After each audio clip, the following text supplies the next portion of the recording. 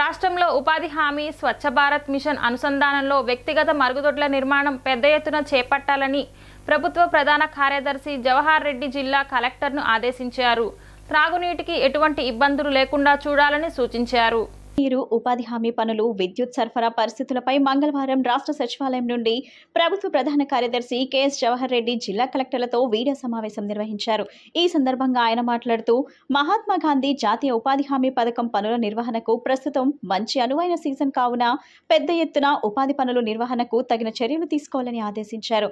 రాష్ట్రంలో 1,00,000కు పైగా వ్యక్తిగత మరుగుదొడ్లను మంజూరు చేశామని, కావున ఉపాధి హామీ స్వచ్ఛ భారత్ మిషన్ అనుసంధానంతో వాటికి సోక్పీటను నిర్గించే విధంగా చర్యలు తీసుకోవాలని చెప్పారు.